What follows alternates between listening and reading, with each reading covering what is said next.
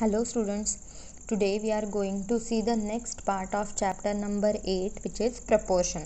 Last इसमें हमने देखा रेशोज़ क्या होते हैं, इक्विवेलेंट रेशोज़ कैसे निकालते हैं और कंपैरिजन ऑफ रेशोज़ कैसे करते हैं.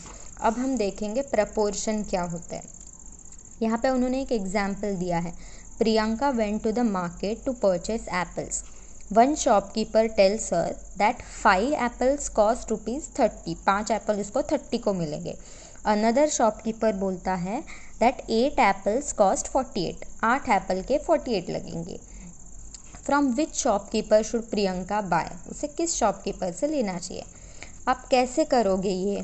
First, what is the ratio of apples. हमने देखा रेशो में ऑर्डर बहुत इंपॉर्टेंट होती है. तो ratio of apples is 5 or 8. So 5 is to 8 and ratio of the cost is what? 30 is to 48, right? 5 is to 8 and 30 is to 48. Okay, 30 is to 48 is nothing but 5 6 जा 30, 5 से नहीं जाएगा या 6 5 जा 30 and 6 8 जा 48. तो ये रेशो क्या आएगा? 5 is to 8 आएगा, right? सो यहाँ पे रेशो ऑफ एप्पल्स इज़ 5:8 और ratio of cost is also 5:8. When ये जो रेशो है वो दोनों सेम है इसलिए हम उसे बोलेंगे कि they are in the proportion. Okay, so कौन से टर्म प्रपोर्शन में है? 5 8 30 48. सो प्रपोर्शन क्या होता है? It is a statement that the two ratios are equal. जब रेशोज इक्वल होते हैं. In other words, if two ratios are equal we say that they are in proportion. और हम क्या सिंबल यूज़ करते हैं? इक्वल टू या ऐसे 2 कॉलम्स हम यूज़ करते हैं. देखो 4 numbers ABCD are in proportion. तो हम उसे कैसे बोलेंगे? A is to B is equal to C is to D. This can also be represented as A is to B is as C is to D. देखो equal to या ये double colon हम use कर सकते हैं. Okay, so ABCD are called as first, second, third and fourth terms. Okay, the first and the fourth term जो last वाले terms होते हैं प्रपोर्शन के उसे बोलते हैं एक्सट्रीम टर्म्स. लास्ट वाले फर्स्ट एंड फोर्थ हमेशा 4 ही टर्म्स रहेंगे और जो मिडल वाले टर्म्स रहते हैं that is second and third they are called as middle terms. Okay, हम ये ऐसे रिप्रेजेंट करते हैं A is to B मतलब A न्यूमरेटर में B डिनोमिनेटर में. Okay, antecedent consequent and is equal to C is to D. तो ये क्या हो गया? हमने ये देखा है जब हम इक्वल फ्रैक्शंस का हम मल्टीप्लिकेशन देखा हमने. तो D से A को मल्टीप्लाई करो, A into D is equal to B into C. मतलब क्या? 2/4 is equal to 3/6. How come? 6 into 2 is equal to 3 into 4. 6 into 2 12. 3 into 4 12. Okay. So thus A, B, C, D are in proportion. कब होंगे proportion? Only if A into D that is AD is equal to BC. It is very important. Okay. A, B, C, D are in proportion if AD is equal to BC. Okay, very important. अब उसमें अलग अलग उसके types है. One is continued proportion. तो कब कहेंगे that they are in continued proportion? जब second and third terms are equal.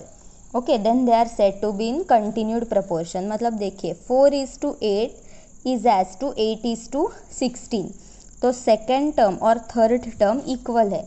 तो 4 8 and 16 they are in continued proportion because they are continuing. 8 यहाँ पे भी है, यहाँ पे भी है. तो जब second and third term equal होता है तब उसे बोलते हैं 4 8 16 the numbers are in continued proportion. Mean proportional क्या होता है? A, B and C are in continued proportion. तो जब B होता है उसे बोलते हैं मीन प्रपोर्शनल. ये देखो A is to B is equal to B is to C. ये कंटिन्यूड प्रपोर्शन में क्योंकि यहाँ पे भी B है, यहाँ पे भी B है. तो ये हम कैसे रिप्रेजेंट करेंगे? A divided by B is equal to B divided by C. और यहाँ से ये मल्टीप्लाई होगा A इंटू C और यहाँ पे होगा B इंटू b। जब किसी भी नंबर को हम उसी नंबर से डिवाइड करते हैं तो क्या आता है, b स्क्वायर आता है। 2 into 2 is 2 square which is 4, 3 into 3 is 3 square which is 9। तो ये आएगा b square is equal to ac। जब कंटिन्यूड प्रपोर्शन में होता है तो second and third term equal होता है, और जब मीन प्रपोर्शनल में होता है तो b square is equal to ac होता है। ये देखो मैं आपको इसका एग्जाम्पल देती हूँ। 2/4 इज इक्वल टू, यहाँ पे क्या आएगा, 4 ही आएगा क्योंकि ये और ये सेम होता है। 2/4 is equal to 4/8। How come, तो क्या आएगा 2 into 8, 2 into 8 is equal to 4 into 4, 2 into 8 is 16, 4 into 4 मतलब 4 square which is equal to 16। तो आ गया right hand side equal to left hand side. तो मीन प्रपोर्शन में b square is equal to ac होता है, ये बहुत इंपॉर्टेंट है। थर्ड प्रपोर्शनल, जब a b c are in continued proportion में होते हैं इस तरह, तो जो c होता है ना, एक्सट्रीम टर्म ये है जो फोर्थ टर्म, उसे बोलते हैं थर्ड प्रपोर्शनल। उसे क्या बोलते हैं, थर्ड प्रपोर्शनल, जब a b c continued proportion में रहता है। Let's see example. Are 27, 36, 63, 84 in proportion, हमें बताना है वो प्रपोर्शन में है क्या। तो पहली मेथड देखते हैं। जब मेथड क्या यहाँ पे लिखा है, जब प्रपोर्शन में होते हैं तो एक्सट्रीम की मल्टीप्लिकेशन, एक्सट्रीम का product is equal to middle term का प्रोडक्ट होता है। तो यहाँ पे एक्सट्रीम नंबर कौन से है, 26 एंड 84। तो 26 इंटू 84 करेंगे is equal to 63 and 36, middle term का प्रोडक्ट निकालेंगे, वो आता है 2268 दोनों का। तो ये इक्वल है, मतलब ये प्रपोर्शन में है। सेकंड मेथड क्या है, अगर ये आपको ये इजी लगती है तो आप ये मेथड भी कर सकते हैं।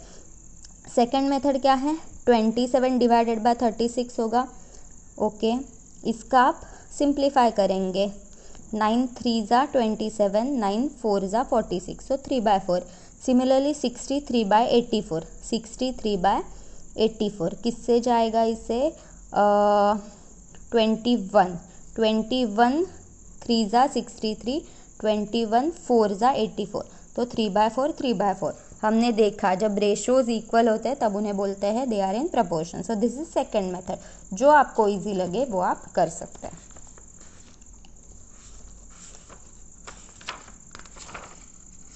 ओके, अब हम नेक्स्ट एग्जाम्पल देखते हैं। Let's see this, the first, third and fourth terms of a proportion are. First, third and fourth दिए, हमें सेकंड पता नहीं है, तो हमें बताना है सेकंड टर्म क्या है। जो पता नहीं होता उसे हम क्या करते हैं, x। So let the second term be x। तो हमारे नंबर्स क्या हो जाएंगे, 18, x, 9, 5। और हमें ये पता है कि दे आर इन प्रपोर्शन, तो हम क्या क्या कर सकते हैं, 18:x इज एज टू 9:5। मतलब क्या, इन दोनों का product 18 into 5 is equal to x into 9। 18 5 ज़ा कितना, 90। तो ये क्या हो जाएगा, ये x की हमें वैल्यू निकालनी है। यहाँ पे ये 9 मल्टीप्लिकेशन है। जब चेंज होता है, जब हम दूसरों के घर जाते हैं तो हम उनकी तरह बिहेव करते हैं, उनकी आदतें अपनाते हैं। तो 9 यहाँ पे मल्टीप्लिकेशन में है, लेकिन ये घर चेंज कर रहा है, तो मल्टीप्लिकेशन का प्रोडक्ट का क्या हो जाएगा, डिवीजन। तो ये 9 जो है वो डिनोमिनेटर में चला जाएगा। सो 18 इंटू 5 डिवाइडेड बाय 9, ये यहाँ पे चला जाएगा। तो 18 5 ज़ा 90, 90 डिवाइडेड बाय 9 आ गया 10। मतलब हमारी सेकेंड टर्म क्या आ गई, 10 आ गई। Okay, let's see next, unitary method. हम सब ने पढ़ाई, यूनिट मतलब क्या, 1। और हम सब ने पहले से ही पढ़ाई कि अगर आपको एक चीज़ की वैल्यू पता है तो आप बहुत सारी चीज़ों की निकाल पाते हो। मतलब क्या, find the value of a 1। अब इसमें हम उल्टा करने वाले कि पहले देखो आपको कॉस्ट ऑफ 1 पेन पता था, और अगर आपको कॉस्ट ऑफ 8 पेन निकालना है तो आप क्या करते हैं, सिर्फ मल्टीप्लाई करते हैं, 12 इंटू 8। तो हम इसमें क्या देखेंगे, बहुत सारे चीज़ों की क्वांटिटी दी गई है, आपको एक की प्राइस निकालनी है। Method of finding first the value of 1 quantity from the values of given quantities is called as unitary method. मतलब क्या, लेट्स सी। अब देखो यहाँ पे है, या ये वाला एग्जाम्पल देखते हैं। देखो the cost of 9 metre cloth, 9 metre cloth की कीमत इतनी है, तो हमें 5 मीटर की निकालनी है। कैसे करोगे? Unitary method. 9 की दी गई है, 9 मीटर की दी गई, उससे आप 1 की निकालोगे। कैसे करोगे? जब आपको बहुत सारे होते हैं, for more we multiply and for less we divide, तो हम क्या करेंगे? 288 डिवाइडेड बाय 9 करेंगे, तो आपको किसकी वैल्यू आएगी? 1 मीटर क्लॉथ की आएगी। 1 मीटर की आपको पता चल गया, आपको 5 मीटर की निकालनी है, तो क्या करोगे? सिर्फ आप मल्टीप्लाई करोगे। अगर मैं आपको बताती हूँ कि 4 चॉकलेट की कीमत जो है वो 8 रुपीज़ है, तो आपको 1 की निकालनी है, तो आप क्या करोगे? 8 divided by 4। So for more we multiply, for less we divide. Okay.